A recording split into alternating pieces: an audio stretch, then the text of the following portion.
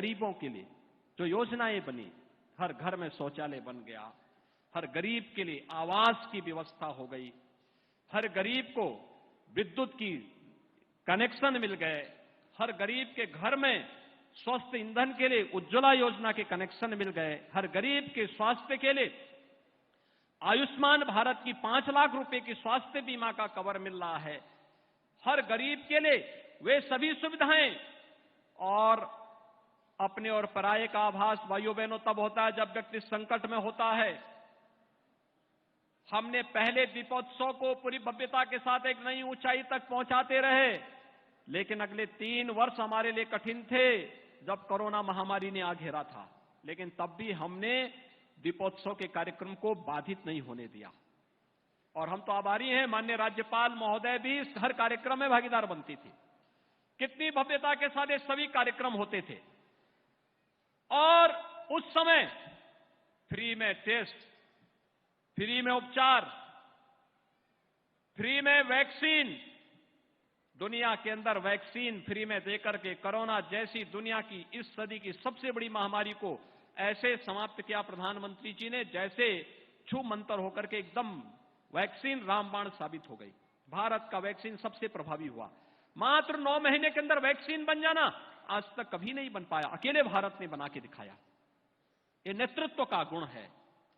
और भाइयों बहनों यही नहीं, इस दौरान कोई भूखमरी का शिकार भी न हो। अगर राम राज्य की बात कर रहे हैं, जाति मत और मजहब के आधार पर नहीं, सर्वे भवन्तु सुखिनः सर्वे सन्तु निरामया के भाव के साथ कार्य करेंगे। सबका साथ और सबके विकास के भाव के साथ जो कार्य किया वो परिणाम भी हमारे सामने। 80 करोड़ लोगों को पिछले 3 वर्षों, साढ़े 3 वर्षों से फ्री में राशन, और अगले 5 साल तक भी फ्री में राशन सबको प्राप्त होता रहेगा। किसी को चिंता करने की आवश्यकता नहीं, क्योंकि डबल इंजन की सरकार भगवान राम को आराध्य मान करके, आदर्श मान करके कार्य कर रही है। और उसी भगवान राम को आदर्श मान करके आज एक बार फिर हम सब अयोध्या में आए हैं। अयोध्या वासियों की जिम्मेदारी अब और ज्यादा बन रही है। आतिथ्य सेवा का, अतिथि देवो भव का एक पवित्र अभियान के साथ हमें जुड़ना है। याद रखना, अयोध्या में जितने पर्यटक और श्रद्धालु वर्तमान में आ रहे हैं, 22 जनवरी के बाद यानी मकर संक्रांति के बाद इसकी संख्या इससे 10 गुना होने जा रही है। और मैं तो आभारी हूं यहां के सभी पूज्य संतों का, यहां के जनप्रतिनिधियों का, यहां के व्यापारियों का, यहां के नागरिकों का, समाज से जुड़े हुए अलग अलग तबके का, जिन्होंने विकास के मार्ग में कोई बाधा नहीं आने दी, कोई बैरियर नहीं आने दिया। कोई भी कहा कि नहीं अयोध्या उपेक्षित थी, अब अयोध्या उपेक्षित नहीं होगी। रामलला आ रहे हैं, रामलला के आने के पहले अयोध्या भव्य बन जानी चाहिए, दुनिया की सबसे सुंदरतम नगरी बन के रूप में आ जानी चाहिए। और भाइयों बहनों, इसी का परिणाम है कि 30,500 करोड़ रुपए से अधिक की परियोजनाएं एक साथ अयोध्या में उतरती भी दिखाई दे रही हैं।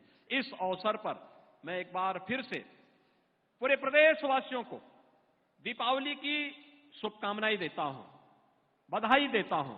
दीपोत्सव को हम अपने स्वयं के आनंद के लिए तो लें, अपने पारिवारिक आनंद के साथ साथ अगर हम समाज को भी उसके साथ जोड़ लें, दीपोत्सव का आयोजन ही समाज के हर तबके को जोड़ने का आयोजन है। और भगवान ने यही तो किया था। अयोध्या से गए, निषाद राज को गले लगा लिया, जंगल में गए, चित्रकूट में गए, ऋषि मुनियों के आश्रमों में जाकर के उन्हें अभय होने के लिए एक संकल्प लेकर के बढ़े। और एक ही संकल्प था, निस्सरहीन करहु मही भुज उठाए प्रण कीन। और भाइयों बहनों, राक्षस विहीन कर दिया इस धरती को। बड़े बड़े राक्षस थे, उनके पास बड़ी बड़ी टीमें थी, बड़े बड़े उनके पास सेनाएं थी, सब स्वाहा हो गए। और भाइयों बहनों,